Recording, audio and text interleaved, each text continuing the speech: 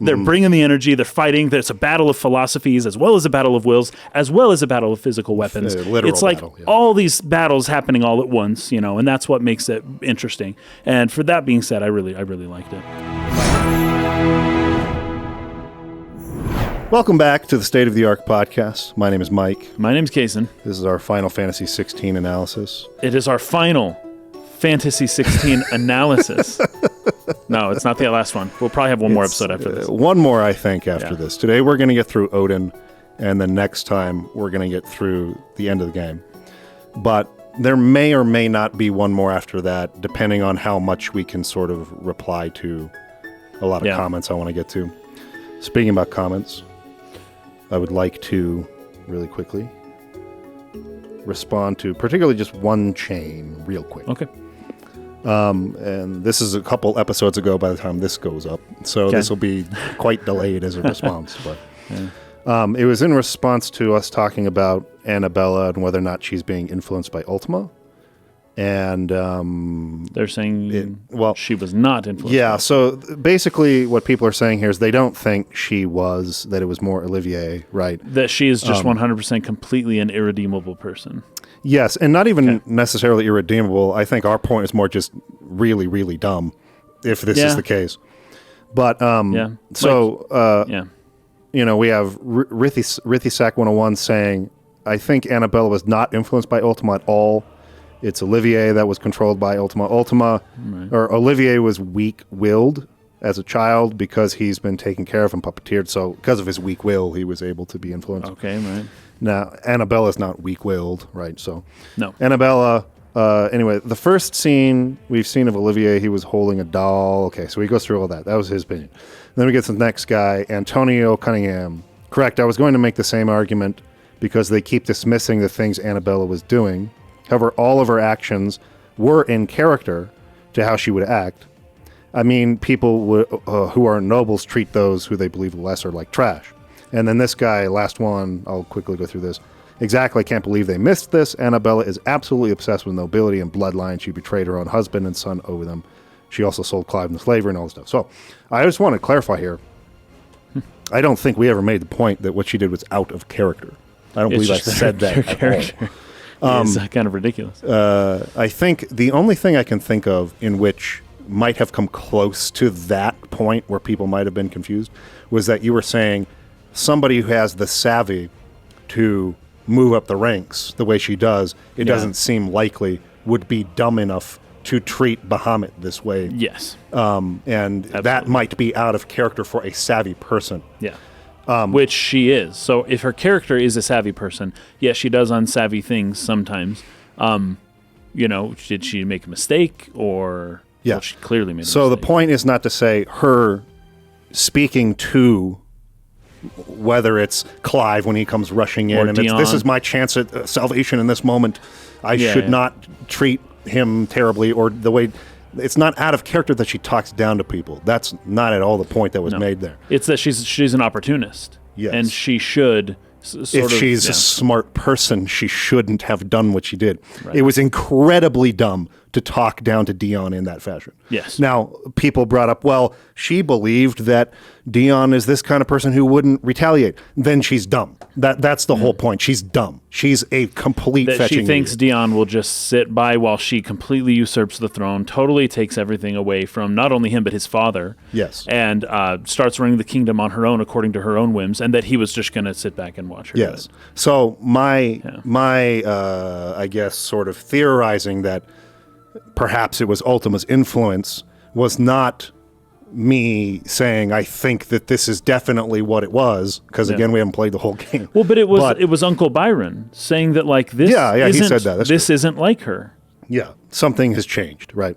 Something's different. The point of it was to say, this is so dumb, this is so stupid, that I have to think of some other way to make it make sense. To justify for the developers.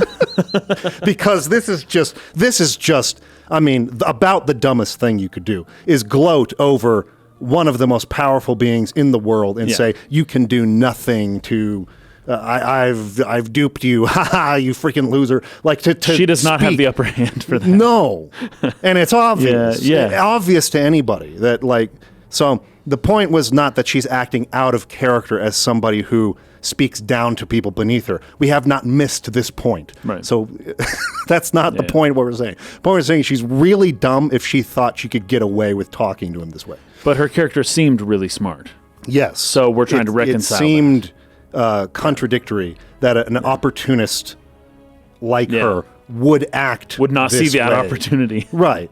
Either with the way she talked to Dion, but especially even with the way she talked to Clive when he showed up. Yeah. I'm going to pretend I don't look down on you because this is the only way I'm not going to die, and my son's not going to die right now, is to appeal to my son and pretend that I don't hate him. Yeah. That's what an opportunist would do. If she is at such a foregone level to which she cannot even bear to come down in an opportunist way to have her son save her in a moment. To survive. Then she's just stupid. Yeah. And that's the point. And if that's it, if that's, then so be it. And so be it. She's just dumb. I can accept that. I don't like it, but I can accept it. She wasn't presented as dumb earlier, but it's fine. Okay. So I just wanted to respond to that real quick. I think we'll do a lot more comments because, again, we have somebody who's kind of curating those for us. Yeah. And so we have a bunch of comments in a document here. We'll get to more of them like right at the end of maybe next episode, the final episode of the show, or of this particular game's analysis. Okay. So we left off after the Odin fight. He'd cut the ocean, and then we had Jill and Clive with their intimate moment on sort of that the island. Was it an island? It's sort of like a beach. It's like a beach, like a rocky beach area on Ash. They showed up on Ash, and gotcha. The ship came back for them, and they went back to the hideaway. Yep, so and this is where they discovered Dion is gone. He is left, and we do see a little scene with Dion here. He's kind of walking around. He's going back to the Crystalline Dominion, right? He's just kind of walking through the streets. Was it the Dominion? Or it was there, right? In Twinside, which is in the Crystalline Dominion. And he's just looking at all the damage that he caused, or that was caused because of him. All the people who are suffering, all the buildings that are destroyed, all the there's a bunch of funeral stuff. There's some people with like lights, sending lights out onto the water, and he has to look because he knows that he was the one. Who did it. He can't really bear it. Plus, he was in no shape to get out of that bed in the first place, and so he just kind of faints. He passes out. And the medicine girl, did she like pick him up? Did she like? I don't know how she got him into the room, but maybe she gave him some potions, and he got better. But he seemed to not know where he was. Anyways, so he takes her into a room. She takes him into a room somehow, and then kind of nurses him and heals him, and he starts doing a lot better. She puts his sword up on the wall, and this is where, like, once again, as soon as he wakes up, he's like, oh, I gotta leave. He just can't. He doesn't want anyone to take care of him. He kind of feels like he needs to die. I think he implies this heavily in his last moment with Terrence. Yeah, he's like, I'm already dead. I have to atone. And the way Terrence responds to that is, it seems clear to Terrence he means I have to go die in this attempt at killing Ultima, and then I can earn, the redemption I'm looking for. And right. I feel like that's what he's... And even in one of the side quests, because I don't know if you've done this, I did. Harpocrates and the Dion side quest. Have you done that one? I actually don't know that I did that one. Okay, so in that side quest, it's revealed that Harpocrates was like the teacher in the Empire, like the private, like tutor, like he was responsible for the education of Dion. Oh, cool. And so I didn't he and Dion have a really good moment where Dion starts to say, okay, maybe I don't necessarily have to die to atone. Okay. Harpocrates really asks him, like, make sure you come back to earn this gift I want to give you. Okay. So, anyway, I feel like, based on all of that context, that Dion was planning on a self kind of sacrifice. Something about the way he's acting, it seems like he's already dead inside. Like, his soul has already died, and he's just kind of wandering around trying to find a new reason to live or die. And so... that's more or less why he came back here. Yeah. But this girl kind of helps him out, and he leaves, and she's not like super excited that he's leaving. She wants to kind of help him a little bit more. But he's kind to her, Yeah. and I can't remember. There was a line or something like that she kind of says as he goes. But I remember the camera looks at her and she's sad, and it's so funny because I kind of thought they were going to do something bigger with this character. I did too. But but it seems like her whole point was leading up to this here. Yes, this was the payoff to Dion. Us being shown her like 3 or 4 times earlier. And now I think it would have worked out better had Dion not gone back to the hideout. Had she found Dion amongst the wreckage in the Dominion and then nursed him instead of him. We bring him back there, and then he just escapes and goes back anyways, and then he passes out there. Just leave him there, right? Yeah. And then she could have taken him in. But either way, her whole point was that she's a little girl who can heal people, and Dion needs somebody who isn't judgmental, who won't hate him for what he did, to be able to heal him. Yeah. So yeah, it's a pretty good scene, and I liked this line from Dion. The fiend works from the shadows, and he sort of trails off. Was it you who guided my hand then, Ultima? No, not you. This is my doing, my fault, my sin to bear, and for it I must atone. This leads back into kind of this sort of common theme we've been kind of touching on here with the acceptance of that part of yourself that you don't want to believe, the shadow, right? And because even though it could easily be said that Ultima orchestrated this whole thing. Yeah, you can say that. You have to take responsibility for the things that you do and your own actions, whether they were guided or influenced by some outside actor. If you're going to believe that you are a free will agent that can choose of your own ability, you then have to accept the responsibility that comes with those choices.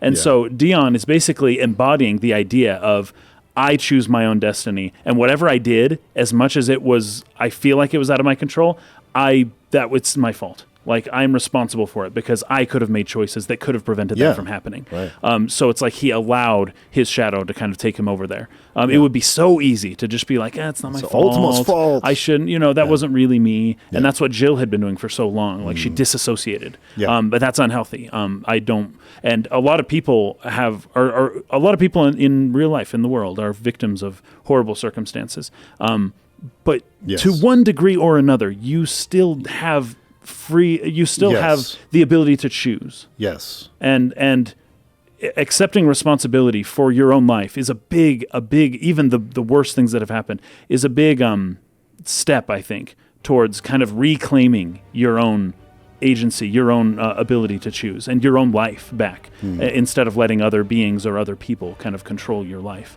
because of how it's gone up to this point. You can take it back by just, trying to take responsibility for everything. Yeah.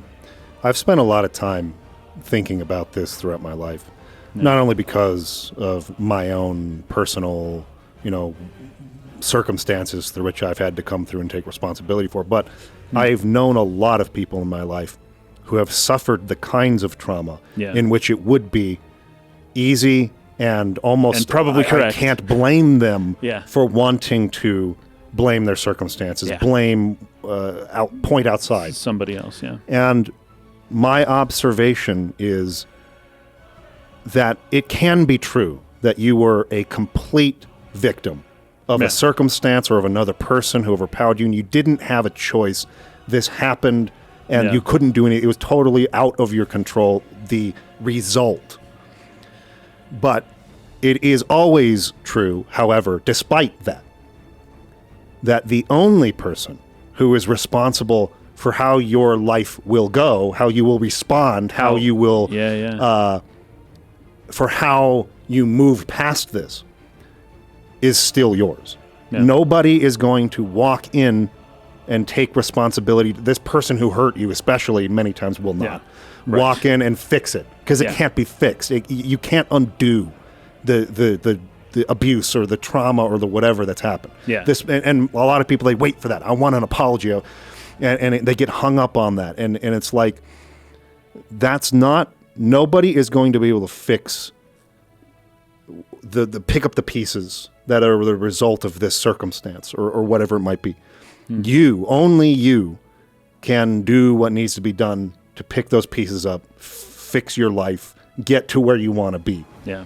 And you choose how to respond to what has happened to you. And it's a lot easier said than done. I know that.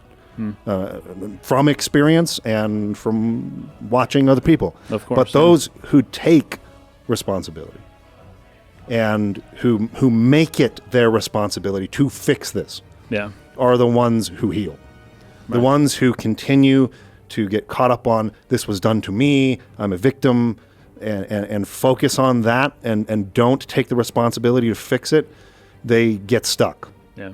They don't move forward. Because it's like there's only one option. Yeah. Either you face the facts, right? Or you don't. Yes. And no one can do it for you, right? Yes. Like people can take you into a really bad place, but the only person that can really lead you towards a bright future is yourself. Yes.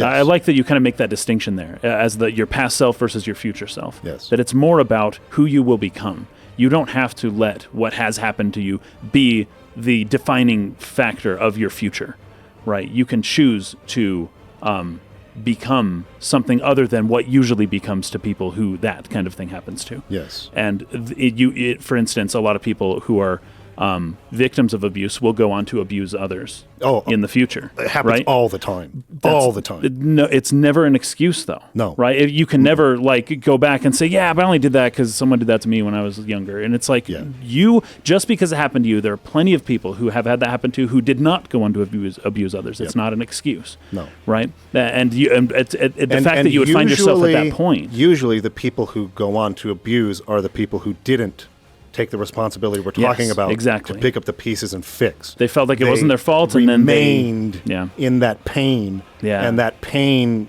turned them into drives them. Yes. Yeah. And you end up, pain ends up becoming like the thing. It's almost like the spirit that animates you, and you end up becoming the pain for other people as well. And you say, well, it happened to me, you can deal with it. I dealt with it. But the fact is you never really dealt with it properly. Yeah. And I like to take it a step further. This is just me personally, my own personal philosophy I apply only for myself. But I also like to look at even the circumstances and say, I, as much as I couldn't have expected it, as much as whatever, as much as, yes, like, this person is to blame, even when even when it's true to say that. Even when it's true to say it was totally out of my control. Right. I still like to say, well, and this is kind of what he's doing. Yeah, sure. Ultima was pulling the strings, but behind the scenes, he was influencing this. He's been at this a long time, but I put myself in the position. I threw the spear. Right. I did that. Yeah. Right. I allowed myself to kill my father. Fall into the trap. Yeah. By responding in the way that I did, I still made those choices that led to that moment. Yeah. I still was there present, and that was a result of actions I took and choices I made. Yeah. And you could also say that you weren't focused on your peripheral enough. You were just focused on Olivier, that you didn't realize your father was coming forwards because you're so narrow-minded. You didn't account for the greater scene. You were so fixed on, I'm going to do this one thing. And it's like, well, you always have to be aware of your surroundings. Anyways, there's things like that. Also, the idea that Ultima may be the one pulling the strings, but why do you have strings to pull? Yes. Like at some point, it's like there are ways that you can take responsibility for what happened, even in those situations. There's this saying from Alexander Solzhenitsyn, right, who wrote the Gulag Archipelago, and he was faced with the question of the Soviet Union. How did this happen? Like with Theoden at Rohan, how did it come to this, right? How come it's turned into this like mess of a police state with these gulags full of millions of people?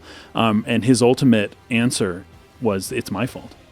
It's my fault because I didn't do the little that I could have done, and now multiply that by 100 million people, and there you go. You've got the Soviet Union. And so if everybody withholds their strings from Ultima, then Ultima has no strings to pull. No power. But if everybody's just like, well, I got these strings and I need these strings for this thing because I have all these attachments to these other places, then those are just strings waiting to be pulled by some manipulator who is going to show up sooner or later. Yeah. Now, I want to add as an end to this before we move on to the next scene. Don't jump ahead of me here and say like little children who are abused or whatever. I know. I actually work in this field, so I'm aware of situations in which it's basically there's almost nothing that could have been done, in a Right. victim's circumstance. It's a mentality, I'm not saying that doesn't exist. Right. I'm not saying that.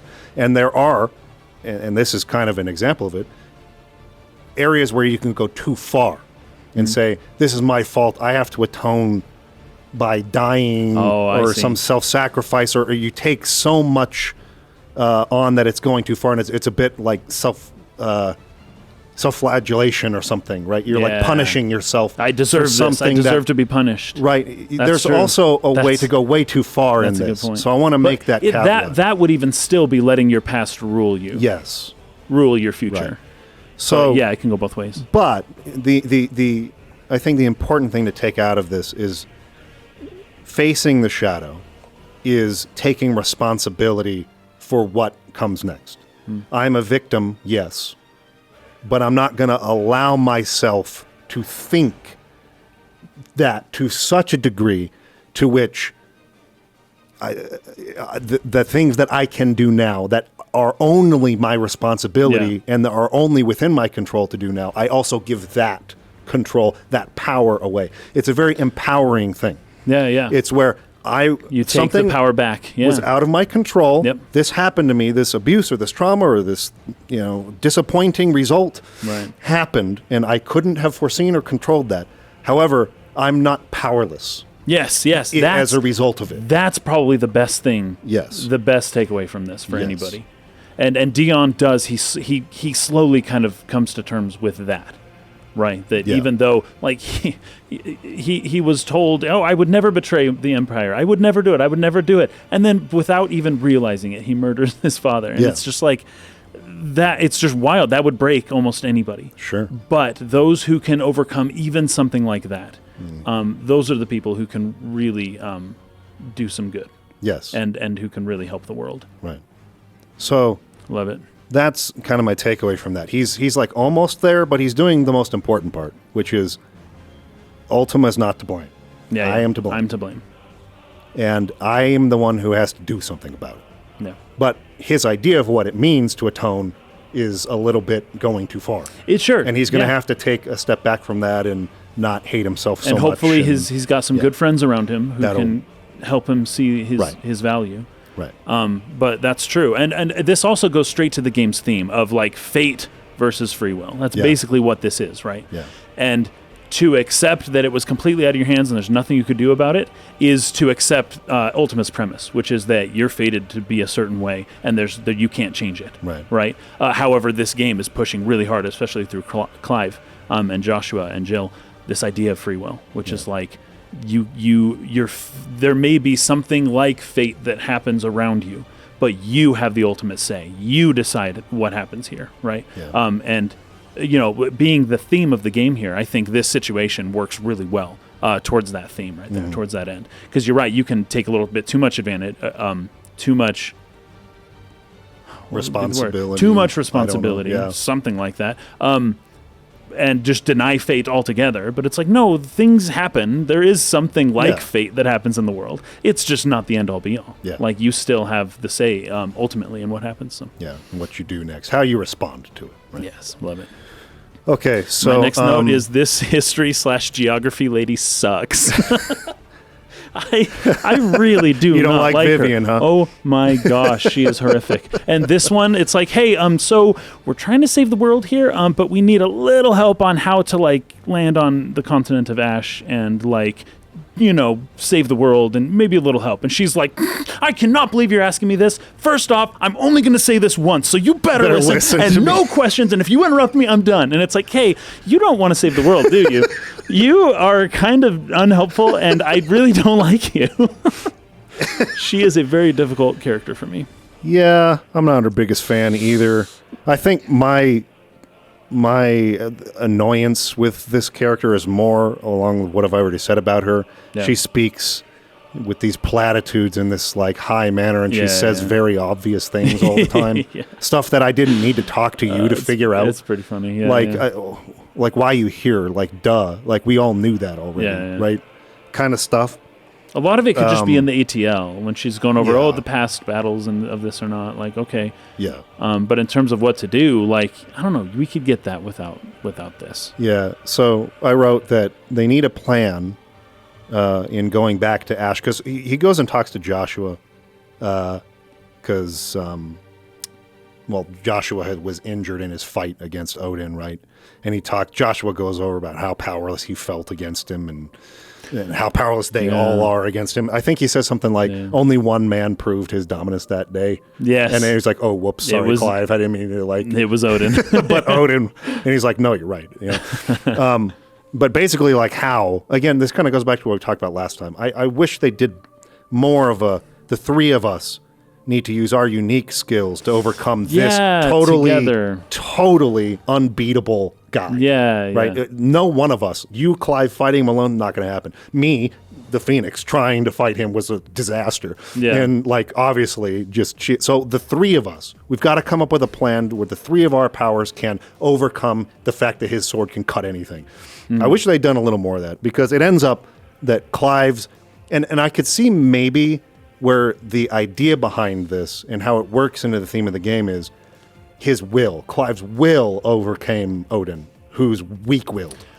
And so Yes. I lost twice, but I got back up and tried again, and There my you go. will was strong enough in the Yeah. end. I don't love that, but I can kind of get it as a thematic premise. But I would have loved so much more had they pulled together and thought of some cool gimmick to use for the fight, kind of like talked about last time. One hit kills you from Odin, and Phoenix has to revive you, so you got to protect him, make sure he doesn't take it. Right. And Shiva's got to be involved, and the three of them work together. Anyway, my point is, they have this discussion about how Barnabas is just like they're way over their heads with trying to fight this guy, right? So they have to come up with a plan. They're going back to Ash, and they go to speak to Vivian about details about Waloed. What can you tell us about this place? Yeah. The interesting parts she does bring up are that Barnabas has been king of Waloed for 43 years. Yes, for a very long time. And he hasn't aged a day. You haven't aged a day in all that time. Yeah. So that's crazy. Yeah. So he conquered Ash 43 freaking years ago. Yeah. And he still looks like he's a dude in his 30s or something. Yep. Barnabas has made allies with Beastmen and the Ether-addled alike. So It's orcs over there, right? orcs in Ash, and also the Akashic. Yeah, that's right. And then I wrote, she condescends to us for 5 minutes to tell us to go straight back to the point where we just were at before. Yes. So just go back to that same beach where you landed before. And she like condescends the whole time to just tell us that. It's like, dude, everything you say is pointless. What the fuck? Why are you here? That's what I'm saying, This is man. crazy. Like, the maps are cool. A teacher is cool. Why does she have to be such Why a should jerk? she be such a jerk? And also Fine, say she tells us stuff we already know. Yeah, but like, at But least why? you could be. Why are you cool here? about What it. is the point? Anyway, so Joshua goes to talk to Harpocrates to try to learn more about Ultima. They theorize together that while the Circle of Malleus, that religion that worshipped Ultima, has completely fallen out of favor specifically in Storm, but like even in Waloed to a certain degree for a time it had, that there could still be like repurposed shrines or temples or monuments there that we don't have here, Right. where Joshua might be able to glean more about the religion and more about Ultima. So Joshua is going to come along with Clive in the next, mission to try to find places like that. Yeah, and specifically, he's looking for a completed version of that mural. Yes. That we've seen several times now. Yeah, right. So I took down a couple of lines of dialogue here. Though this is the case, it would not have been possible without the musings of Moss. I think this is Harpocrates. Moss the talking. Chronicler. Yeah. To think that you, Joshua, carried a copy of my old mentor's chronicles all along, I'm relieved to discover it in good hands. I had no idea that Joshua was carrying Me neither. a Moss the Chronicler Me neither. journal around. I Yeah. mean, did he get that from like the, what do you call it? Rosaria? Or? In Rosaria, like down in the family crypt, like, Oh, with Cyril? or was Cyril keeping it? Because like, and this is a whole nother side quest. I don't know if you've done either. There's a whole like group, did. like secret group out Yes, there yeah, that yeah. like steals important books like this and destroys them so that the society stays the way it is rather than realizing the real history of how. And I really liked, because we'd had a problem from the beginning. How did these powerful bearers and freaking dominants become despised and used and slaves like they are? That doesn't really make sense. They have a pretty good explanation for it that comes in a side quest. Yeah. That last book that they come and try to take from you. I don't know if you've done that one or not, but they have a decent explanation of the fact that there really was a war between the bearers and the non-bearers, and it was set up the way that it was for a reason that makes some sense. Anyway, Joshua was carrying this freaking Moss the Chronicler book the whole time, so I thought that was crazy.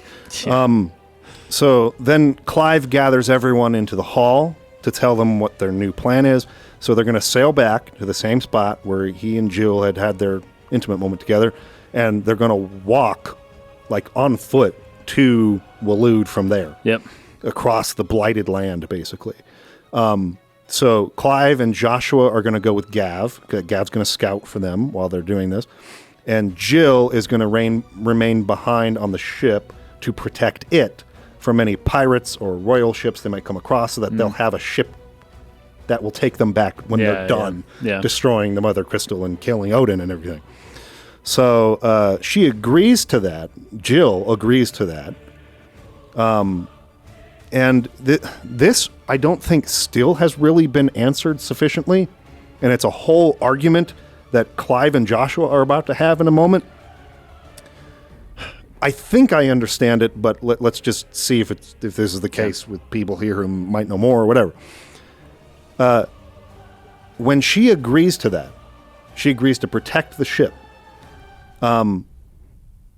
Joshua begins to sort of like,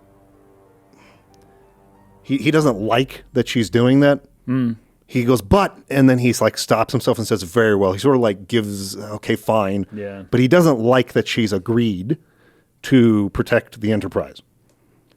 Because he knows that the possibility might arise in which she has to prime into Shiva to do that. Right, yeah. Okay, so we'll leave a marker in that for a second. So then you get to, well, I guess we're not leaving a marker. We'll get right into it. They get to Ash, and he asks Clive, as Gav goes ahead to scout for a second, there's something I've been meaning to ask you. You took her icon, didn't you? And Clive says, yes, I did. She understood. And then he just comes and punches him in the face. Yeah. We talked about this last week. We did. This felt kind of awkward. Yeah. So I've been trying all week to like understand why. I can give you one thing that might be it. All right. First off, I was like, what is this? And then Clive is saying, hey, dude, like, it wasn't a big deal. And Josh is like, are you sure? Yeah. Like, she's cool with it? She gave it to me. Okay. And that was it. That was it. Nobody said sorry. Nobody, like, it was a weird moment. I didn't enjoy it. Felt this scene was super awkward. Yeah. So let's go through this scene, and then I'll let you finish your thought on maybe why, and then I'll give mine. Okay. It comes later in the game. Oh, she understood that you decided to save the world all on your own, and that you die without her power. How dare you make her choose? You knew damn well she'd never refuse you, but I will. You can't keep pushing us away, Clive. I'm like, huh? When is this happening? When is Clive pushing him away? Yeah. The world is ours to save, not yours. And then he just says, I used my gift because I thought it was the right thing to do. Right. And you truly believe this will save you? Yes. Yeah, will save us all? I do. Well, all right, sweet then. That's it. That's it. We're he friends just says, now. I did it because I thought it was the right thing to do. Really? Yes. Okay. I thought you did it because you thought it was the wrong thing to do, and you're... Anyways. Yeah, very strange. Very awkward. That upset, to punch your brother in the face, this person who, in every scene prior to this, they were like best friends and loved each other. Yeah. To have that much anger about it, and then to have him just say, basically, well, I thought it was right. Oh, okay. That just felt really awkward, and to such a degree to where I could not make sense of what was going on at all. Mm-hmm. So, why do you think? There comes a scene a little bit later on. I don't know if you've seen this yet, actually. You may have already seen this, but somebody asked him what happens like, why do some of the dominants lose control? Yes, this is where I'm going with it too. Okay. Yeah. And he says, well, only the ones that I took the power Yes. from them, when they would prime again, they would lose control. And so maybe Josh is upset that now Jill is If going to she have a harder primes. time maintaining control if she primes. Yeah. There's lots of issues with that. One of them being that the Phoenix himself gave his powers to Clive, and that doesn't cause a problem there. There's a whole thing to talk about with that too. But then a lot of the other ones, anyways, I don't know. There's a lot not interesting. explained, and that's the reason why this scene, which I think would work completely if we were filled in to the same details about how this works that they are. When I reconsidered this, Well, because then we talked to Dion a little bit later on, and it's like, well, Dion, I took your power, and he's like, I'll just overpower it with my will. Yes, And like, yes. okay, you sure? yes, Okay, and then anyways, it's interesting. I have some questions. that's the first piece of context that helps me start to get this. 'Kay. Because I'll go on and on all day, and I have for years and years, about what I like in terms of good writing.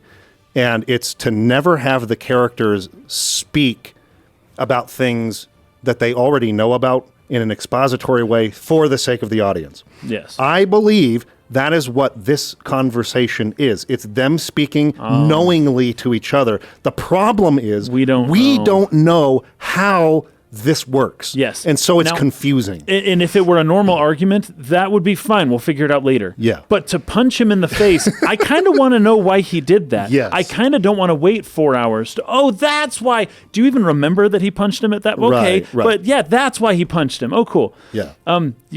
I felt uncomfortable for 4 hours playing the game until I finally figured out, that's why I Yes. punched him. I didn't love that. Yes. So you're right. The first jigsaw piece that helped me start realizing this was when Dion said, well, because I got to get to Origin. Yeah. I got to fly up there. And he's like, well, I'll just I'm Bahamut. You can It's I'll like, just whoa, fly you up there. hold up, It's like, buddy. Okay, but the problem is, he took the, it's not the same thing. So the blessing of the Phoenix is not the same thing as what he takes from the other dudes. Oh, that would make that's sense. that's the next piece of context you need to know. I guess because so. Joshua can still control when he primes. Right. Yet Clive has these Phoenix abilities, right? Right. Now, every time Okay. Clive has taken the icon of the dominance before, the powers go into the same wheel that we use as a character progression system in the game to get more abilities. Right. So I figured the Blessing of the Phoenix It's is the the same same thing. thing. It was just taken by force versus given. Okay. But we've had now Jill give it by choice, Yes. right? Oh, you're right. And, So then what's the issue? Right. So it's different, though. It's still different. Okay. Whatever it was that Joshua did when he gave the blessing of the Phoenix as a child was not the same thing as what the other when Clive had gotten any other icon power. It's a different thing. This is all related to his mythos thing. Right. What Joshua did was not. That's what all of the Phoenixes before Joshua did with their first shield as well. Okay. It's a different ritual, a different power, even though it's the same power in the system in which the game works. In the utilitarian sense, it's the Yes. same. But Jill gave hers freely, I think. Yes, she did. But it's still not the blessing Somehow it's not in the the same. same way Okay. that Joshua did. Okay. So that means, just like all of the other like Garuda and Benedicta, when she couldn't control it when she primed again, there is this high likelihood that if Dion primes again, or if Jill primes again, they'll get the yellow eyes and they won't be able to control themselves. They'll just destroy everything. The in likelihood their path. thing makes me question. Okay. Because you know something I spoiler. don't, because you've played to the end of the game and I haven't yet. Okay. You would have seen Dion prime again at this point, so I can't speak about that. Okay. Well, But- I shouldn't then. So we'll have to wait. I'll have to wait for that to happen before I can further sort of like figure out how this all actually freaking works. But the point is, I think what Joshua is upset about is that you took her icon. Right. It's not the same thing as what I did with you. So that's what he says. Okay, gotcha. You did this knowing what did she say? What did he say? How dare you make her choose? You knew damn well she'd never refuse you. I think he says something else I didn't take down on accident. Like, you knew what would happen. You knew what this meant to do this, and you did it anyways, kind of a thing. Yeah. Right? I feel like there's a line here that he said something like that. I think what he's meaning by that is Jill can't prime without losing control anymore. I think. Okay. Is that also kind of what you... That sounds about right. But as you've been explaining this, I sort of see what the Phoenix is saying when he says, like, you don't have to do this alone kind of thing. Like, we're all here with you. Is instead of just taking everyone's blessing and going on and fighting your battles, just take them with you. Yes. Just bring them, the person with you. And then the blessing is just there with you. And that is the other element of it. And Phoenix is getting the impression that even though these people are around you, you're kind of telling them to stay back, and you're just taking their blessings so that you can go fight. Yes. Something like that, maybe. There's maybe an additional layer on top of what you just said, to where you're just doing exactly what Ultima wants. Well, I don't know that Clive... It's obvious that that's what Ultima wants. Yes. I don't know that Clive knows that that's what Ultima wants yet. It's hard to know what Clive knows and doesn't know, because he's asked multiple times, what is my purpose as Myrthos? And they tell him, and he just keeps doing it.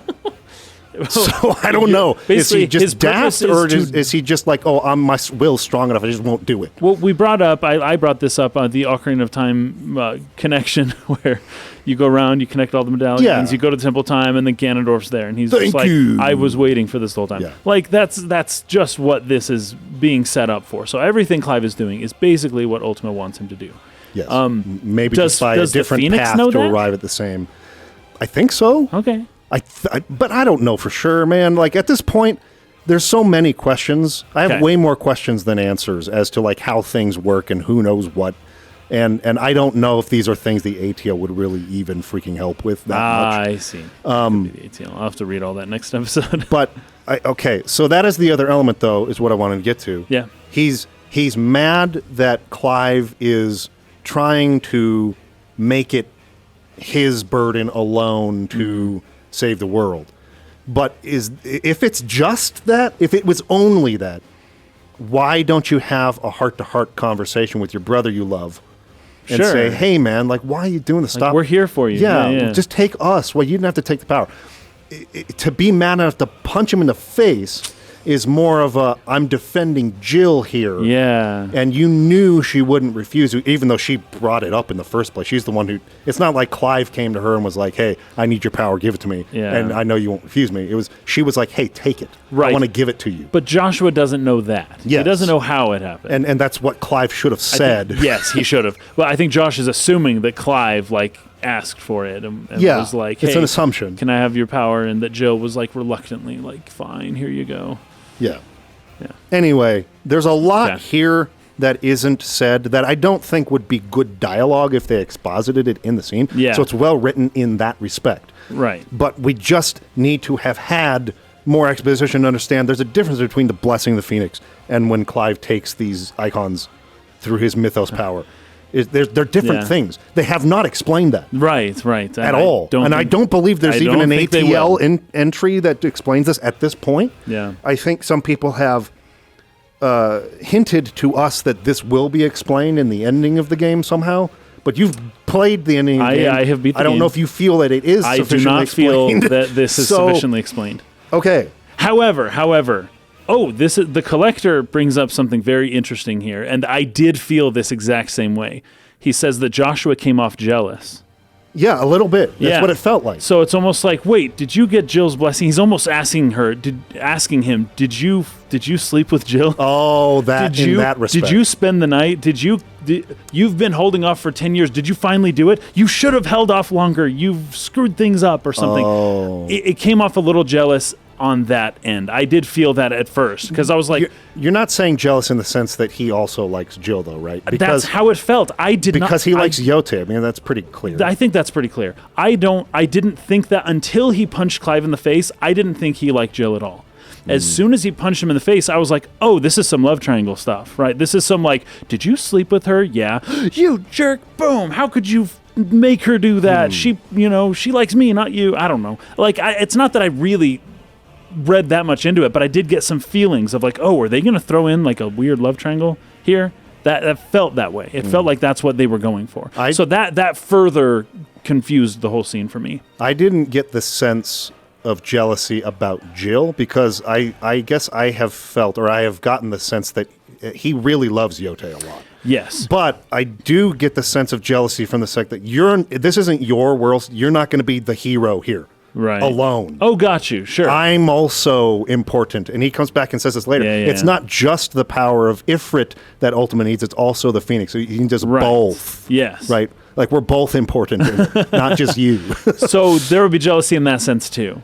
But there's an implication of when Clive says, yeah, I got the blessing from Jill that I haven't gotten in 15 years or whatever. Yeah. There's an implication there that also means I slept with her, right? For some reason, there was like that was kind of where it went because Josh was kind of felt awkward asking, like, "Hey, I could you, like, see it get in the her sense blessing?" that, like, yeah, I got her blessing. You knew that, like, we're almost at this point where we may not come back from this, and you set up this relationship after all this time of not doing it, knowing what this might mean. Right. That's a really jerk move to do right now. Sure. And then there's that too, which wouldn't as much be the jealousy angle, but it is still brings in kind of the confusion of the romance, I guess. Yes. Yeah. Very interesting.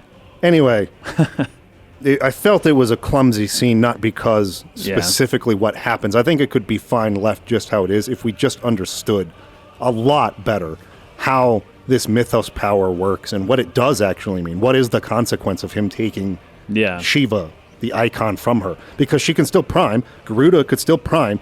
It happened to Hugo Kupka as well. So he took the power from him first, and then he fought him later, and he got the yellow eyes. So when they prime, after having the thing stolen, they lose control entirely. But only if they're a bad guy. Apparently, because we haven't seen a good guy prime yet after having give it away. Well, we'll talk later. I'm assuming we'll see Dion do that soon. And possibly Jill as well. I don't know. But anyway. Okay, so so we come up to a town. Now, there's this city here that's in the Blighted Lands, right? And it has just been completely bowled over. It has been destroyed by the Akashic, basically. Everyone in there is dead. And as they kind of walk around the city, they discover that there's this woman who is basically the only survivor of the whole village. And she is pregnant, and she's crying in a corner. Wait, before we get to that, is there something Joshua else? Splits off before this. He goes into that stronghold to go look for some Ultima clues. Oh, you're right. Because they come out and they see like that army marching, and they're like, oh, crap, like...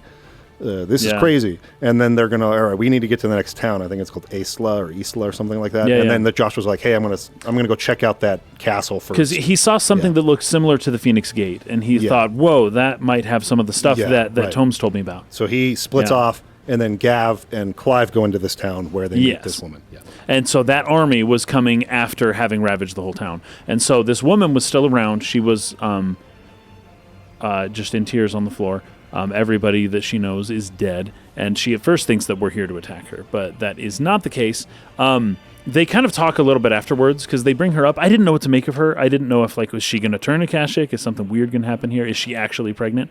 But she sits down, and they all kind of start talking around her, and like, why is she alive? Like, how did they miss her? She can't run very well. She's just in the corner of the house. And I can't remember who it was. It might have been Gav or Clive that mentions that, well, I think it was Clive, actually. He said it might be the baby, right? Yeah, the baby's a bearer. So he's immune to ether floods. Yeah. Or not immune, but at least much more resistant to them. So the mother was protected. So the mother was protected because the child was a bearer. Yeah. So I thought that was very interesting. And that would be why the Akashic didn't kill her, / why it could be that the army was the people of the town. And that the ether flood showed up, everyone turned to Akashic, and that was the army that we saw walking away. Well, I think that army was probably too large to be a village, but all these villagers come and attack you when you arrive there. That's right. You fight a bunch of Akashic. Yeah, it's actually one of my favorite. So it's kind of both moments of spectacle in the game. Yeah. Is you get done fighting all of these freaking Akashic, and they just turn around and Odin's just standing right freaking there. That was really cool. Like, whoa, that was crazy. Bitch, dude. Odin's like right there on his horse, just like looking horse. at them. And it's almost like, oh, we're screwed. And I think, yeah, it was like, oh my gosh, whoa. That was a pretty cool moment. I felt really like cool. that was really well executed. And then, he talks to him. He's like, okay, you're heading towards the capital, right? Good. You're doing exactly what you're supposed to do. And Clive is like, well, I don't know what else to do, so I'll just keep doing the thing that the enemy wants me to do. Yeah. Slowly falling into their hands. So anyway, they have a conversation, and then basically Odin sets up this like barrier where like you can't go anywhere other than where the barrier allows you to go, which is pointing him directly into the path of this giant tower nearby, which is apparently, according to it's a crystal, the woman. Well, not the crystal, not the mother crystal yet, but there's just this big tower. Yeah. Where that's right. I think the ether floods had come from that, and that's what it turned a lot of the people. Maybe I'm misremembering that. I can't remember that but I think at the that's moment. what she was saying, and that's why they decided I got to go to that tower next. So that tower is sweet. It's the one with that huge like statue up top, right? Yeah, that was really the cool. ultimate statue at the top. And that would be, it would be something like that, right? That was from whence a lot of the Akashic came from. Yeah. When you go into that tower, it's just hordes upon hordes, right? You're just fighting your way up. Reminded me a bit of Final Fantasy 12. There's a part towards the end of that game where there's just this like huge 100 floor tower. 100 floors, yeah, and you're just going up. This one wasn't nearly that long. Yeah, thank goodness. Yeah, but it had a similar kind of feel to it. But that was cool. Do you want to go all the way up to that point then? Yeah, because I don't really have any more notes necessarily. So up until that point, we've got like Joshua. We get a little scene of him. There while is he's a there. short scene of him. So he finds a mural that is perfectly preserved, right? And it shows the figure up top. And so he's looking at it all. He's kind of counting on his fingers, like, hey, here's all the icons, basically. And he comes up to the top one, and then he realizes the Phoenix is missing. The Phoenix is not anywhere to be found in the mural. Even Leviathan the Lost, the one icon we don't see that they don't see in the game, is on this mural, but not the Phoenix. Yeah. And then he looks and realizes that not only does the main shadow figure kind of look like Ifrit, but that the wings on Ifrit look very similar to when we fought Bahamut and when the Phoenix merged with Ifrit. And he saw the wings. Ifrit Arisen. Yeah, that's it. Or Ifrit Risen, I think. Ifrit Risen. Yeah. And so there's a few things here. One of them is that Ifrit is the vessel of Ultima. And my question being, is it always Ifrit? Like, is that the reason? Is Clive the vessel, or is Ifrit the vessel? No. I believe it was Clive. I'm I pretty guess sure it's Clive. both, just because Clive, for whatever reason, is able to prime and Ifrit is does like a hidden icon. Does right? not turn to stone. Like, it doesn't have an effect on him. Right. So whatever's in Clive's DNA specifically that Ultima seeded, which is, we're getting a little ahead of ourselves. That's a little bit next episode, but where he went to sleep for a while waiting for like the perfect vessel to come from this generations of people. Clive has that, the result of all of those generations of DNA or whatever that arrived at him. So I think it's him. I've got some stuff on that. You guys, if you want to learn ahead, I guess you can look up the cosmic anthropic principle, which is the idea that the universe was designed for the end of producing humans, basically. Designed may not be the right word, but that the end result of the universe is like humans, like Richard Dawkins even has kind of a version of the anthropic principle that kind of helps explain. This is a very Xenogears thing, by the way. Yes, okay, very perfect. Xenogears Well, it's thing. Adam Cadmon. It's that whole kind of idea, right? That there's like a human being implicit in the structure of the universe itself, and then slowly, eventually becomes manifest in like the perfect man or something. Yeah. And that's Clive. So this would be the cosmic Clive principle. In this world of Final Fantasy 16, that states that the whole cosmos is geared towards the production of Clive himself. Yes. That all of humanity, everything about the whole world, everything is going towards the end of Clive as the vessel for the gods. And that's like the point. When I spoke about some similarities to Xenogears last time, this was what I was referring to.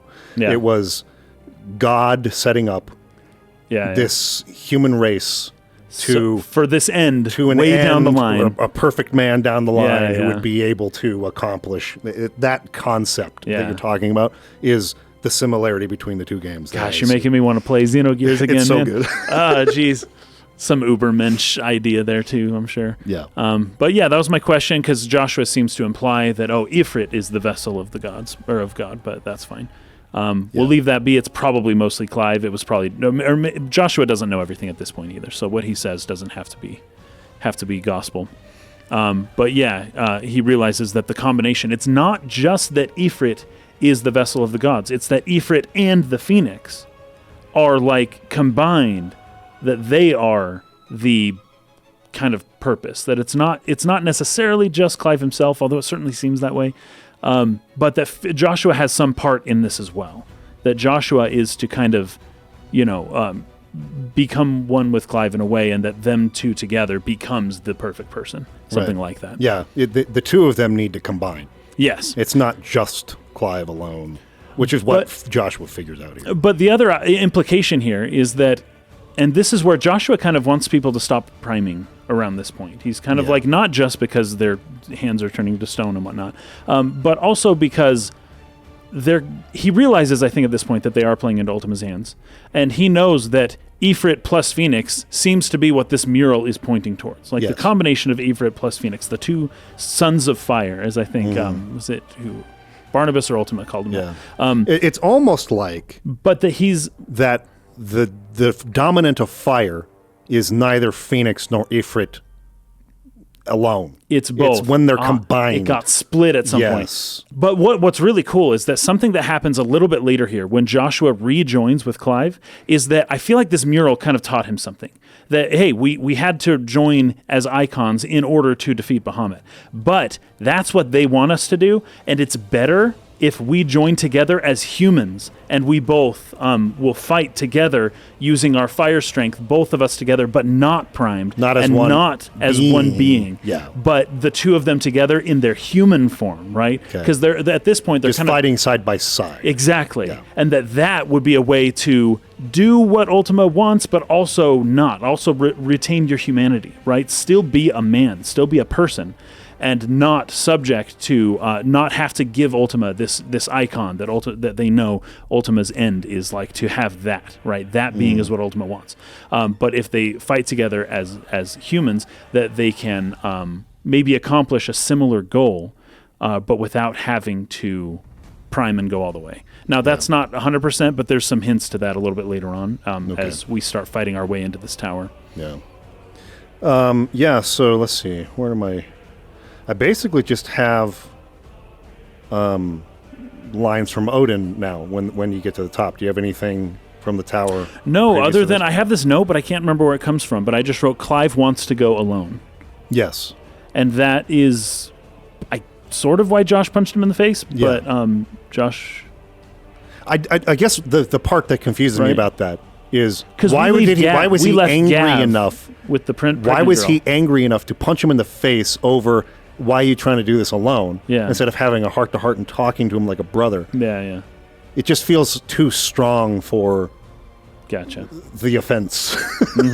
I mean, I guess it's like, if you do this alone, you're going to do the opposite of saving humanity. You're going to play right into Ultima's hands. I got to wake you up. I guess maybe you could say that. Yeah. But, still, it just seemed really strong for someone you care about, taking on this burden alone. I guess he felt like he was being selfish in doing that, but I don't know. It just felt like a weird response to that. So when we tell Gav to stay with this pregnant girl, he's not happy at all. He's like, "Are you kidding me? I could go help you fight." And Clive is like, "No, I'm going to do this alone. You stay with the girl. She's the only survivor. The only thing worse than what's happened is if she also dies too, right? Something along those lines." And so Gav's not happy about it, but he ends up kind of embracing his role with this woman. But Clive then goes alone, which is basically what Joshua had just been telling him, hey, don't do it alone. And Clive's like, I'm not doing it alone.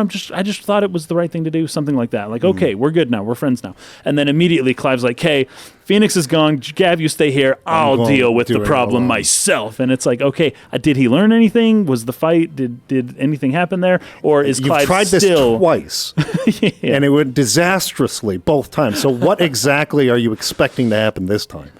And somehow he just is able to fight Odin now. Yeah, and I think that's all about will. It's all about the strength of his will. Because in some ways, being stupid is a virtue. if you have a strong enough will, even if you're dumb, that's stronger. You than know, being it's Star Wars Episode 2, right? Where Obi-Wan is like, "What are you trying to do? Get us killed? Like, this is ridiculous." And it's something about Anakin replies like, "Oh, I am a slow learner," something like that. Do you remember that line? Yeah, I do. There's something virtuous about the person with a great will, but that is a slow on the take, right? Slow. I mean, this is what's going on? Dragon Ball Z. FF10. I was thinking. Well, Tidus. Tidus as well, but what's his freaking name? Dragon Ball Z main character, Dragon Ball. Goku, thank you. Yeah, Goku. That's who Goku is. I mean, it's straight up who Goku is. So but there's something endearing about somebody who's stupid but just always does the right thing. Harry Potter's kind of this sometimes. Like, you're a little dense, but like, but then you just don't give up. Well, I guess don't give up. I mean, we've been talking about Zelda too. It's like, it's not the wisdom or the power that he gets. It's just the courage. It's just to just keep going. I'm just going to do this no matter what, and I'm just never going to give up, even though it's not necessarily the smartest thing. I'll just figure it out. There's some trope or archetype in that. Yes, there is. That they're probably playing on. I just don't like it. Because sometimes courage isn't enough. You got to have some ability to think wisdom, ahead some of your power. enemies. Yeah. That's the balance, right? You got to have the balance. You have to have three together. But if you had to pick one, it's got to be courage. That's what Harry Potter, of all of them, he's just got courage. That's his thing. And this seems to be Clive's thing as well. He's like, I'm human. What it means to be human is to just like not give up. And I'm like, that could be a really bad thing. Yeah, it really can. To just keep trying to fit a square peg into a round hole over and over and over. I mean, that's my point. Yeah. There are some things in which you're not going to make it happen through your will. And if you do, have to it's actually horrible use and will destroy the freaking planet. Brain to say, this shape doesn't fit into that hole. I can't make it go in there. I have to think of something else. Well, like that's kind of my point and why I don't like how this Odin thing wraps up. Because he just wins because he just keeps trying. Where I think it would have been nicer to have them step back for a second, and I've already said this, I won't repeat it, and come up with some different way to get around it. Man. That's all I was looking for with this. And he's just like, nah, I'll just fight him again. Even though he has this power I have no way of overcoming. And he hits me many, many times. He cuts me a lot. A lot. In Ifrit form and in human form, he gets cut by the sword and he doesn't just die immediately. I guess he's just lucky that, I don't know. I don't know why. Well, I have one guess, and it's that Ultima doesn't want him dead. Yeah, I mean, that's true. Well, Odin isn't going to kill him, but and this is what it all comes to later on. I mean, this is part of the next. Gosh, I don't know how far we're going to get in this episode, but you can look at the way that they're fighting here as an internal battle of wills that's taking place in the subconscious in a way. Sure. Like, maybe not when Josh was there, and obviously Annabella watched the whole Bahamut fight. Okay, fine, but you're testing your will, especially with Ultima and with here, especially with Barnabas. It's a battle of wills, right? He is not trying to kill you. He is not trying to kill your body. He's not trying to break your body. He's trying to break your will. Your will, yes. And that's the whole point. And as long as you just keep your will up there, you will eventually win because you are trying to kill him, but he's not trying to kill you. Here's the problem. And if your will is strong enough, you'll eventually kill him, and then good job, you did it. I would accept that as the answer. That is, why this all works. I think that's what the game's going for. Been for the fact that Clive does more convincing of Barnabas that his own will is important. And the whole third final phase of the fight is Barnabas saying, I finally got a taste of my own will again, and I'm not relinquishing it. I'm going to fight you for real now. That's a good point. With all of, with me embracing my will, not because I'm doing Ultima's will. And he fights you as hard as he can, and he still doesn't kill you with that sword that can cut anything. That can cut a building. He cut a whole palace in half. Yeah, that's kind of strange. Because I really liked that. I loved that moment of the fight where Clive has gotten through to Barnabas. Yeah. You gave up the one thing that makes you human, that makes you who you are. Right. Like, this is not... let me read some of the dialogue. You're wrong, Clive says. It is no corruption, this will I have. It's not a corruption. It is who I am. Every choice I make, right or wrong, gives me reason to carry on, and carry on I shall, not as a puppet, but as a man. Which are you? A man chooses. So this becomes a debate of, Barnabas, are you a puppet Are you even a man anymore? Right. And he gets through to him by the third phase of the fight. It's true. In which Barnabas says, "My heart, it soars, as it did the day I won Ash. Since then many have sought my crown, Mythos, but none could wrest it from my head. Come, have you the strength, have you the will. Your stubborn defiance has stirred my long becalmed heart, filling it with joy that I have not known for generations. That's right, yeah. I had thought the tantalizing kiss of self-indulgence a dream forever out of reach, and now that its sweet ruin courses through my veins, I shall not be quick to relinquish it. Show me your worth, Mythos, that I might revel in it." So he's not doing Ultima's bidding at this time. He's finally doing his own. Right. He's using And he his wants own to will kill. because he wants to win now. Yeah, yeah. And he has a sword that can kill him in one hit. And for some reason, it doesn't work now. Yes, it stops working right I don't at this point. get that. How did Clive overcome this power that was impossible? Maybe the sword only had that power in so much as it was calling down the powers of Ultima, and as soon as he severed his will from Ultima's will, his sword lost the power that the bite that it had. There's also the fact That's a guess. That's right probably wrong. previous to this third phase of the fight, Ifrit goes up and like catches the sword as it's coming down, Yes. and he breaks it. That's right. And he uses it to cut Odin. So did something happen there that diminished its one cut kill power or something? did Ifrit overcome it through some power that's ultimately within Mythos? And the whole premise of this was, because in the last time you fought him at the bottom of the ocean, he says, "You will never overcome me. You'll never be able to defeat me until you basically give up this idea of your will." Right? But I think what he proved in the moment that he cut that sword in half was the will maybe is strong enough to over. I just don't like it. I get It's that it could weird. be the explanation. It's I've been weird to saying that the think- whole time. I just don't think it's cool. I don't like it. It's weird to think that a will is the thing that's strong enough to overcome that blade that cut an entire castle in half. That like, oh, my will is so strong. It doesn't make sense the No. way talking in the game. I No. guess will can do magical things, but as we try to connect the game to our lived experience in the world, it's very difficult to say that willing something can make it so just by sheer force of will alone. Yes. There's almost something mythological in that being the solution that I can respect, right? Yeah. When you read a mythological story, a lot of them don't make any logical sense. Oh, and they're because not you're meant not to. supposed to be read literally. Well, and we'll right? get to this later on, probably next episode, but the difference between mythos and logos. Yes. Yeah, there's a big difference. So the issue here is that the way stories are told today are in a much more literal, grounded format. Yes. And yeah. so then there is some burden on the creators to make convincing scenarios in which it makes sense logically too. Yes.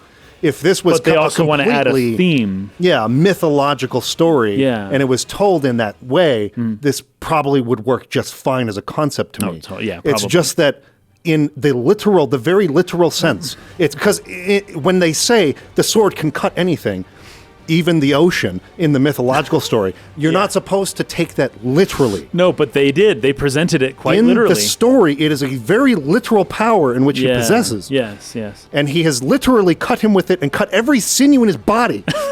Very literally that happened. Yes. So how does he literally overcome this power with the strength of his will alone? Yeah. Literally, how does he do it? Yes. If you're going to have... That's it. That's the That's question. my problem with this scenario. It doesn't work because of that. And there's some way, because somebody's bringing up, says the power of anime, right? Yes. There's an idea that Final Fantasy has fallen into for a long time now, that all of their games have to look as perfectly realistic as possible, Yes. right? They tend not to give a very stylistic, maybe like a cartoony kind of look to things. It's just, this is the realistic. They're going for hyper-realism. But then they're telling stories about blades that can cut through oceans and things like that. And it's like, okay...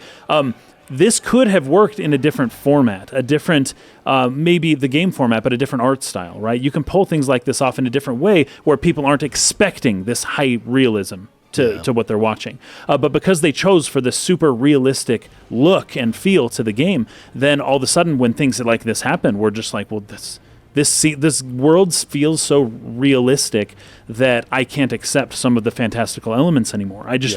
My brain won't suspend my disbelief enough because, obviously I'm not saying that the game's perfectly real. There's plenty of stylized fantastical elements. Sure. But the presentation is done in a realistic manner that makes this kind of stuff really difficult. It stands out more. Yeah, a lot. It's harder to buy, and this goes back to our whole discussion on Final Fantasy and how it was versus how it's become, where it was more theatrical in its presentation, more abstract in its presentation before you bought certain things because the presentation was done in this sort of diorama.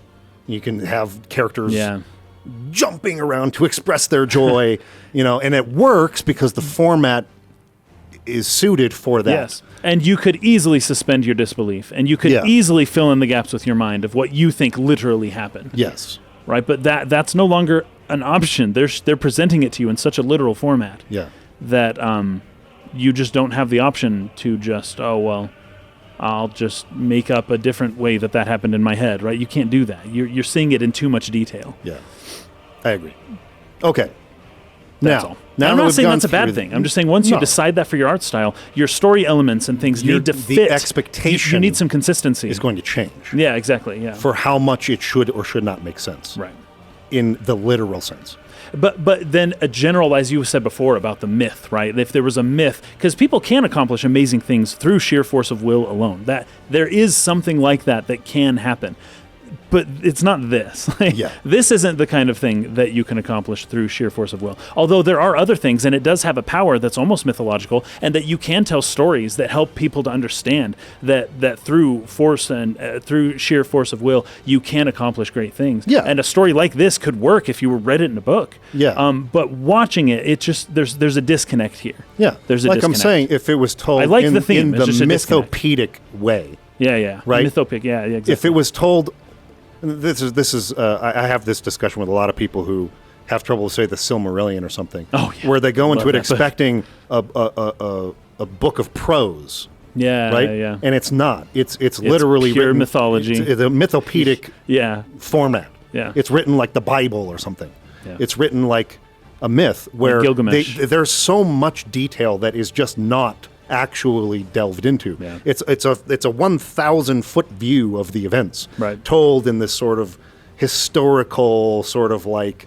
I mean, you could go through thousands of years in the matter of a couple pages. Yes, yeah. Kind of a thing. So time isn't an element? Yes. Yeah. So when you're telling a story in that format, you don't have to get into the literal tiny details. Yeah. You can say, by the strength of his will alone, he overcame this power to cut the ocean in half or the planet in half or whatever. And you can take from that, this is an abstract, symbolic way of me, the listener, reader, saying that the strength of your will is stronger than anything in the world. Sure. Okay. Which is a concept, an abstract concept. And there are many stories written about that, Yeah. And so in that sense, it would work just fine. Yeah. But when you literally show me that his sword cut every sinew in his body, and then you tell me by the strength of his will, some abstract thing that is not tangible in this world of realism, he somehow walked through those cuts that cut and it just didn't because he just didn't want it to. There you go. Hard enough. There you go. See, the will's powerful, but I just don't think it's that powerful. I don't think. Now, I haven't tried it. Have you? Have you tried this? I can't jump to the moon, no matter how hard I want it. But have you tried? No. But and have you wanted it that hard? See, you're not speaking from experience. Have you fought a sword fight with sheer force of will alone? Have you ever done it before? I guess not. I haven't. So. I guess not. I guess I'm wrong. Good point. You have to do it. All right. Collector's asking, but the real question is Final Fantasy 16 still a good game? It's good. It's a good game. It's still a pretty good game. It's a good game. Okay. At the very beginning of this battle, Barnabas is standing at the very top of the tower, right? And he's got, I can't remember if his sword's out or not, but there's a ton of dead, like, Akashic beings in front of him. And Clive is walking towards him and is like, what were you fighting a Akashic too? Like, I just Yeah. fought a ton of them. Why are you fighting a Akashic? And he said, well, a blade must have training to remain Feed, sharp. yeah. You must feed it on. And Clive was like, oh, you're super evil. You're like a bad person. But I guess my question here is that we also just killed a ton of Akashic, Yep. but we called him a butcher because killing these Akashic is bad, right? Well, because They're he did his it out of Akashic. necessity. Yeah, Barnabas yeah, did it out yeah. of he just wanted to for fun. A butcher is somebody who cuts up bodies and meat, regardless of what he wants to do Yeah. or what he thinks he's doing. Well, and feeding people is a necessity, and yes. so I understand your point. Anyways, I just think it's funny. I think it's funny. We killed way more Akashic killed than he way did. more than he did. Why are we accusing him of being anything negative? Okay. But he's also standing in front of this statue from which emanates, I guess, the voice of Ultima a little bit later on. But this big statue with 4 arms, right? And Yep. like no face, Yep. just standing up super tall. Maybe, I don't know, at least a football field tall. Huge, huge statue. Really cool. I absolutely loved it. But then we get into this fight with Barnabas, and he says that the problem with humans is free will. Free will is the problem with humans. Yep. So that's interesting in and of itself. Because they can't be the puppets of Ultima I if know. they have will, right? Yeah. Our purpose is to be part of his body, like we talked about. Yes, exactly. The fingers of his hand. He's supposed to be able to control us. If they get their own consciousness and their own will, Then he can't control this you. is not right. This is a problem. Yep, something's Right. wrong. Becomes a cancer. Yeah. But anyway, I really loved that moment, though, where he sort of started to find the spark of his own will again. That part And was he just very cool. reveled in this. Well, that's when his voice gets double pitched, Yeah. right? That was crazy. Yeah, and he just starts laughing, and I really liked that as a build-up to that final phase. Because, Yeah, again, you can't explain away that Odin doesn't just kill him in the previous phases because he's not supposed to. Ultima doesn't want Right, to. He just Ultima wants him doesn't to want test him until his true mythos powers Yeah, come out. yeah. But in that moment, he no longer cares about Ultima. He found his will again. Right. He's doing what he wants, finally, and it feels so good. Anyway, but Yeah, it's crazy. I love the dialogue there, and Oh, it's You know, very the- good. The question is, the how energy of do it. you have that moment and still have Clive win? yeah. Right. And I would say maybe they just oversold how powerful Odin was to begin with, in order for us to Oh. believe later on. Rob is bringing something up that's interesting. I actually took a note of it. When the Oh. Akashic, they sort of dissolve and their powers go Yeah. into I thought it was into his sword. into his sword. Yeah, yeah, So yeah. he's saying Barnabas was feeding on the Akashic. This is part of why he hasn't aged. He's absorbing his Akashic subjects for literal power. Okay. So that's the part that Clive is objecting to. okay. But So that you hadn't happened yet. Kill That all the hadn't Akashic. happened quite yet when he called him a butcher or Yeah, whatever. that's true. That happened a little bit after. But it gets anyway. But That's you have a interesting. point. Okay. You have a point. So he's like eating them. That's so the evil part of killing them is fine, but killing them and then then eating using them them to for benefit power. yourself, yeah, that's the evil it. thing. Yeah, I think that's what he's getting at. Something like that. Okay, I got you. It's a good point to consider. This is something that I think we may have brought up last episode, but it is true. So Barnabas has given up his will to Ultima for a very long time now. Yeah. Barnabas has been a puppet of Ultima for decades, I think. And in return, he has received great power, I think, from Ultima. But Clive asks Barnabas if he's a puppet or a man, right? And I thought this was really a really good intro to the fight as it kind of starts here. Oh man, I love because Barnabas says, there was a time when I too thought those the only choices. Yep. And I was like, oh, this is going to be interesting. This is Yeah. going to be good. Yeah. And then, of course, he goes into instead of just answering the question and telling us what that third option is, because I'm not sure What it is. But he tells this story, right? Long ago, God granted man the gift of magic. With that gift did he build great civilizations. Yet over time, man lost sight of the gift's true meaning, stepping from the path of shared prosperity to one of avarice. So magic brought about shared prosperity. That's interesting. Now, is this, well, I mean, this is a mythic retelling, of course, but like, whose fault is it? Was the magic was good for a while, right? Is it the god's fault or the man's fault that it kind of stopped being good? Ultima talks about this in what we're going to cover next time. That he introduced magic into whatever world he came from, and that it caused problems. So he knew the Yeah. end. So Barnabas is telling it from the perspective of humans are bad, right? Yeah. So from Barnabas' story, he's saying, yeah, the humans screwed up this great gift that we gave them, right? So he abandoned his creator for sword and flame, mankind did, and through his folly beckoned the blight. Yet there were those few who refused to turn their eyes from the heavens, and they prayed to God that he might lead them back to righteousness. And the Lord, he did answer, before the worthy shall the gates of paradise open. And so did I spread my arms to the ether, and cast my soul upon its gentle waters. I gave myself unto him, my worth proven. The Lord charged me thus, if your kind are to find salvation, they must be made to serve. You see, paradise lies but a single step away, could we only take it.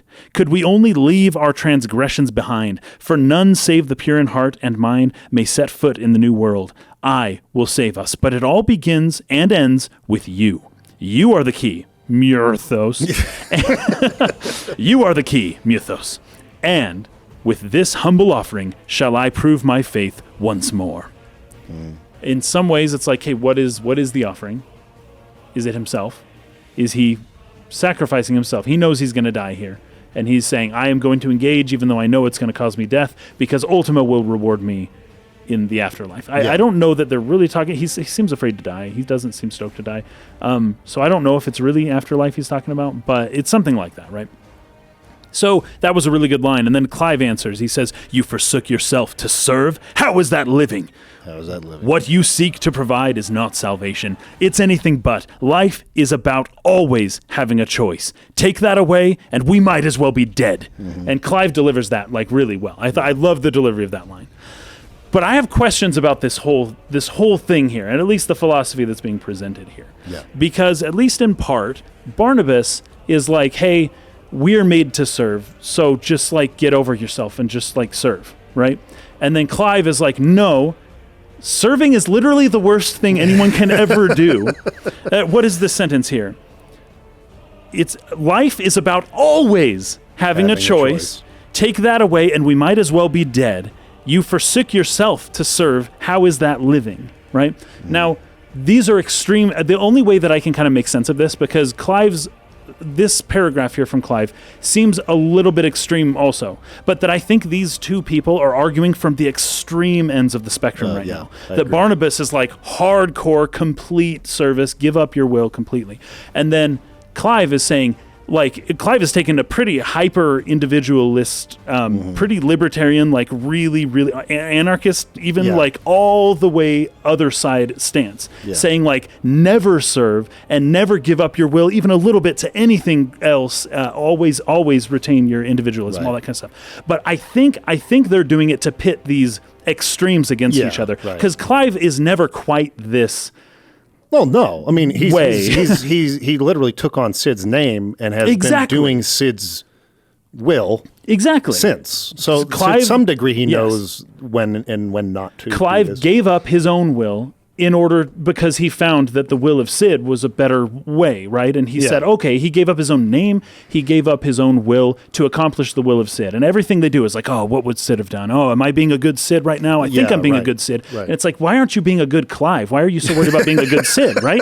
Well, because he's given up some of his will to the spirit of Sid, right? Yeah. And that makes perfect sense. So he's obviously not as radical as he sounds in this right here. Yes. But as a counter to Barnabas, I actually really love it. He needs to be this strong in order to get Barnabas to move closer to the center. It's called the big ask. And you take politicians do this all the time. It's annoying. You take a much more extreme stance than you actually want to happen. So that way, when movement does happen, it comes to the point you actually wanted it to begin with. If you started from that point, the middle position would have been a little bit further away from you. But if you take a further point, then the middle position becomes where you secretly wanted it to be in the first place. Yeah. This is a very common tactic. You see this all the time. But also the big ask, like if you're in a job interview, right? Let's say if you lowball yourself, like if you're like, oh, what about 15 grand $50,000 a year. Is that okay? If you're looking for something higher, it's harder to talk up than it is to talk down. So if you throw it out there like, yeah, sure, I'll do that job. Yeah, pay me $300,000. And the guy's like, what? I'm just kidding. No, maybe like 150. Like, what do you think? No, like 150 is still too high. I can maybe part with $90,000 tops. And like, okay, I'll do that.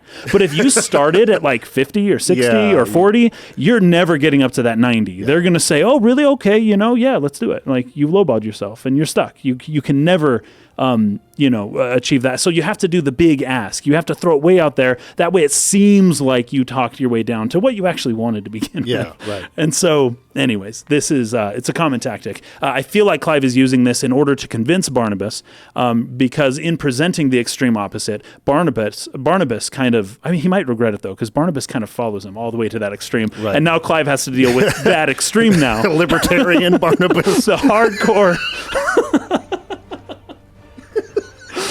Communist Barnabas is fine. I can deal with that. I can't deal with libertarian Barnabas. Give up your will again, please. Go back.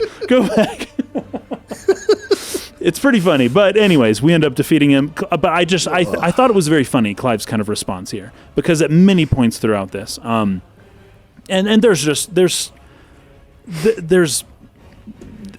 hints of this all throughout the game, I think, though not always so forcefully from Clive. But there is hints of this. It's a pretty hard, freedom at all costs kind of stance that they're taking in the game, which I can appreciate. Like I see what they're saying. But maybe there are some times where it's okay to not do what you want to do, and to just give yourself to a greater cause or to a group. In fact, service is a great thing. It's a great thing. Yeah. and I don't know that we need to belabor the point. I think everyone will pretty naturally understand what's wrong with this conversation. Yeah. But nonetheless, I loved the energy. I really liked the energy. It was really good. Just like what you were talking about before, that Kupka fight. Yeah. They're bringing the energy. They're fighting. There's a battle of philosophies as well as a battle of wills, as well as a battle of physical weapons. It's like all these battles happening all at once, and that's what makes it interesting. And for that being said, I really liked it. My favorite line in the whole game is also spoken here, when Barnabas says, "Very well, come then, show us your strength, or show us the strength of your will." Yeah. And Clive's response is just awesome. It's not the strength of my will that should worry you, but the weakness of yours. That's pretty good. That's right. Such a dope line. I thought that was great as leading into the because fight. Barnabas gave up his will, right? He has no will to speak of. And so he's just on borrowed will from Ultima. That's his whole thing, is he's borrowing Ultima's will for a time, right? Yeah. And that was a perfect response from Clive. It was awesome. Yeah, it was very good. That was my favorite line in the whole game, and I'll read it again. It's not the strength of my will that should worry you, but the weakness of yours. The weakness of yours. It's just awesome. Awesome, final words before the swords actually clash. It's fantastic. And then it goes into the music, which is, I think, my favorite track from the game, which is it's basically the theme that plays every time you fight an icon, usually in the first phase. It's that very heavy kind of choral piece. Oh, yes. It's my favorite track in the game, and it always makes me feel the energy building up to a big fight like this. And it's just, off the back of that, it's just like there's nothing more epic than to say that right before you clash swords with Odin, and the choir comes in. It's pretty just cool. like, pretty cool. Here we go. Speaking of a choir or an orchestra, speaking of giving of yourself to a greater thing, like a symphony, like that music that you're hearing, right? Mm-hmm. It's made up of 1,000 violinists who are all looking at a conductor. Okay, 1,000, right? Okay. A lot.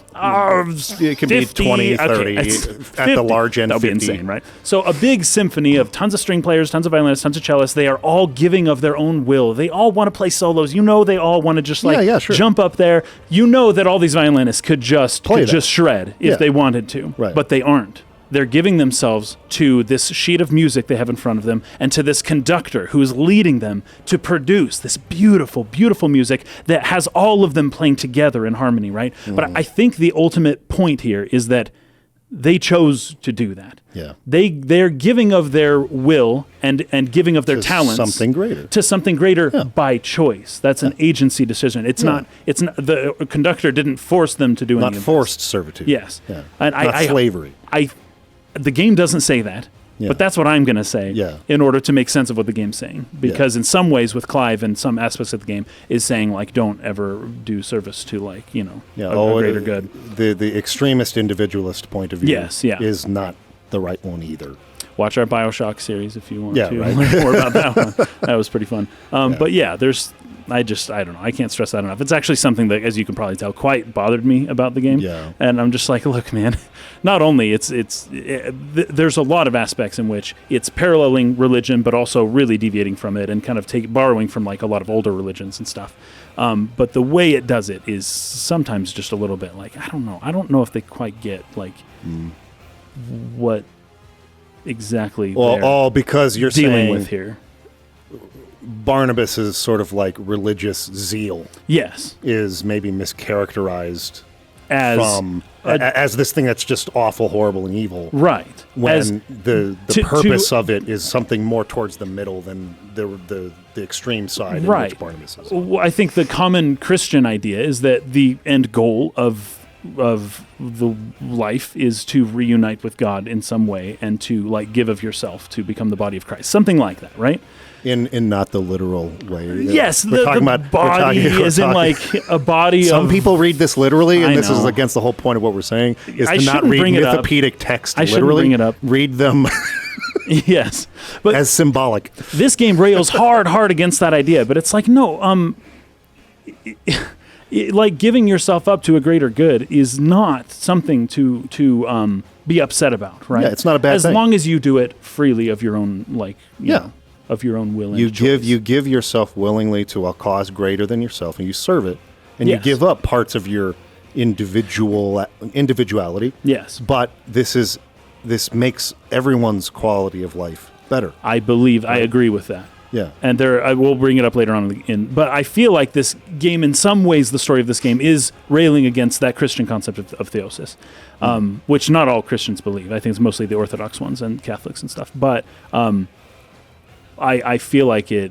Anyways, I just feel funny about it sometimes. I feel like they don't really quite understand it as well. Or it's not really what I'm thinking of. They could be talking about something else. It just I can see comes where you're across coming that way. from. I can see where you're coming from. At the same time, I do think it's fine because there are people who take they take it to the extreme. Barnabas is. Yeah, where they religions, like dissolve themselves, and it's like they don't retain their individuality. Yeah, at all. And I think the idea, the Christian position in general, would be that God created beings with agency so that they could choose to return back to Him, something like that, right? Yeah. I think that's Milton in Paradise Lost as something like that. But that some people will not; they will give up their agency completely and not retain their individuality. Which almost defeats the purpose. It's like, God didn't need to make things if they didn't retain their individuality afterwards. If it all just kind of ends up, he's back at square one. Yeah, what was the point? I think it's the idea is to create agents and then to have them choose to come back to him, something like that. Anyways, I don't know what the point of that is either, by the way. I don't know the point of life. I'm just saying that like a lot of the theological concepts that I feel like are being challenged within this game are not actually, they're not being challenged in the way that would be a rigorous challenge, I would say. They're kind of presented a little bit too surface level for me. Gotcha. We've kind of been saying that about a lot of things. We've been saying that about the implementation of the shadow in this game. We've been saying that about a lot of different things, where it's like they're touching on interesting concepts about is there free will or not? Yeah. Is there such a thing as agency? I mean, there's a whole freaking deep rabbit hole you can go into there, right? Philosophically. Oh, that's a difficult which is one, fascinating stuff. Yes, but it sort of just like touches those things and then just doesn't really. It's afraid to go too deep. Go deep into them, and that's been a little bit disappointing. And what it is going deep into is this concept of theosis, but it's just not. It's just doing it in a weird way that isn't. It's not an accurate representation, I wouldn't say, of the concept of theosis, according to Anyway, so at the end, Barnabas. So he says that he relinquished his will, and he kind of regrets it, right? He kind of regrets having relinquished his will. Yes. But then he dies. Yeah, because that's when Clive says, well, you didn't relinquish it. Oh, he says here, you're right. Perhaps there is strength in will. Would that I had not relinquished my own. Yes. You relinquished nothing. What was it, if not will, that made you strive for a new world, strive to win your master's approval? You were shown a fantasy, and you chose to believe it. But you were wrong. There is no world but the one we live in, because he wants to go to this other world. Separate world, yeah. And that world is worth saving, even if it means killing a god. Bold words coming from one who has served the Lord so well. I know Clive's doing everything Ultima wants. Yeah, I don't think he knows yet, but Yeah. Oh, this is pointless, he says. And then, I almost forgot. I promised to make you presentable. Didn't I? So he grabs your foot, and then he gives, or Clive's foot, blessing, he yeah. gives the Odin to him, right? Yeah. So willingly, to give him the last power that he needs to return to Ultima. And Clive did not see that coming. I guess not. We shall fulfill our destinies just as the Lord's mother crystals have fulfilled theirs. Come, Clive's Rostfield, take what's rightfully yours. Become one with God. No! At long last, salvation, he says as he's turning to stone. I'm coming home, mother, and he dies. And then we hear Ultima's voice. Tell me, how does it feel? Oh, show yourself, face me. It's coming from that statue. Yeah. How does it feel to consume your rival's strength, to gorge yourself on their being? We talked about last time, Odin had told him his purpose was to feed, right? Right, yeah. To edge, step by trembling step, ever closer to the divine. With or without a will, you are still but a vessel, our vessel. Behold how your body shudders in anticipation of its fate. It's not yours yet. No? Come then, O wayward child, we shall await you upon the back of the first worm. There all shall end and begin again. So now we're going to have to go. Primogenesis. Primogenesis. End and begin again. The eschaton. Odin's barrier falls at this point, and then the last scene really to talk about here is we're back in Randala. Uncle Byron went to his buddy Eugene or Eugen Havel. I'm not sure how that's supposed to be pronounced. I forget. And there's like a ton of Akashic in this. It's kind of a comedic scene a little bit because they're like he's like running for his life from all these Akashic, and then in the middle of them literally about to be killed by thousands of Akashic, he starts asking him, "Hey, I need an army. Can you send your best men with me to help my outlaw nephew?" At the moment, I'm a little busy. No.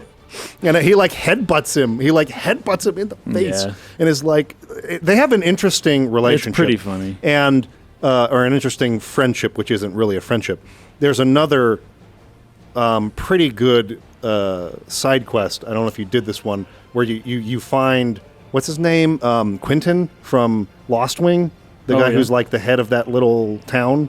You have him come to like arbitrate or mediate between the two of them as really? they negotiate. No, I don't think I did that. And they're like fighting, and you're like, "Hey, we're supposed to be friends here." Like, "I'm not a friend. I hate this guy." Right? So they develop that a little further in a side quest, but it's funny. It's a funny little dynamic they have between the two of them, really where funny, they obviously need each other for business or for whatever, but they don't like their personalities don't fit. Yeah. But so it's just kind of a funny dynamic there. So they're arguing about this, and then Dion comes to save the day at the last moment as they're fighting off these Akashic. And then they have the scene we talked about a little earlier where Dion asks Terrence to take care of the potions girl, make sure she has everything she needs. Yeah, he gives her like a bag of money. And like make sure she wants for nothing. Yeah. He says, well, why don't you just do that? Like, why are you telling me? Yeah. And well, because I'm planning on gaining atonement for what I did. And that means, I think what's implicit in the dialogue there, or in the subtext, I may not be coming back. I'm not coming back, which is why Terrence sheds a tear. He's pretty upset, and crying about it, and this is the last time he'll ever see him. And he says a final farewell kind of thing, right? Terrence should have punched Dion in the face. and then explained to him that he doesn't have to do this alone. See, that's what I'm talking about. Why did Joshua do that? But like Terrence would have. Terrence should have done it. He should have done it. But no, like take a page. Well, because Terrence, he serves him. He's his emperor, his prince, whatever. Yeah. So there's that whole element to it. But it's a point well taken. You're right. Yeah, that would be a different because brothers is one thing. Yeah, I don't know. Yeah, you can punch your brother in the face. You don't punch your emperor in the face, generally speaking, when you've sworn fealty. So is he technically the ememperor now? I guess it's like a Clive situation where he's technically the Rosarian leader, but like he doesn't. There is no empire to rule. Kind of a deal, I've wondered that too. But as this game goes on, I'm like, okay, there are no more governments anywhere. Are the people like what's happening in these villages? There's some good side quests again in back in Northreach, where like the dame and one of the guys who was, I think, on that like high council, the cardinals, I think they're Yeah, called. that's I don't know if right. he was one of them, but he was somebody Yeah. high ranking in the empire who's like, I'm going to build a new empire. And then his daughter is all against his ways of doing that. And there's like this 3-way struggle kind of to like, how should we go about like building a new order and a new government? So they do Yeah. have some, scenes where they kind of show people I see trying to go that. about I this. see that. I'm just wondering what the villages are doing in the meantime. Yeah, right? Like it's a great question. Is The ones that aren't Akashic already. Or, right? Of course, yeah. Yeah. Or is it like people are getting along just fine without the government? Given the message, Clive's message to Barnabas, I could actually- see it going that way too. I feel like if there's not a line from the game that says this, it was in something tangential that I was reading at the time that I felt worked or that helped explain the situation, which is in a situation like this, where the sort of like central government like no longer exists, Yeah. you're going to have some Like towns provincial, that'll yeah. band together and establish some sort of local order. Like Yes. that will happen. Yes, it They'll might handle be. it better than others. It might be a gang. Yeah, sure. might- yeah, In but some cases, it will. There will quickly power vacuums get filled quickly by Yeah. whoever is there and has some power. Yeah. Like they find a way. Yeah. It'll just be smaller, tribal, Yeah. local sort of structures of power that Yeah, will that makes replace sense, them. yeah. And some of them will be pretty good, and Right. they'll handle it better than others. And so I'm sure that's what's going on here, and that's kind of what in Northreach they're kind of trying to figure out. And they're fighting about what Yeah. that new structure should look like, and should it be the Dame, or should it be you, or should it be someone else that leads us? So all of these towns are kind of It'd be going through great that. if like the brothel prostitute becomes like the next empress. Oh, it'd just be wonderful. They should have done that.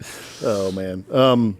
Anyway, so Dion is not planning on coming back. It seemed Yeah, apparent to me based on Terrence's response to him.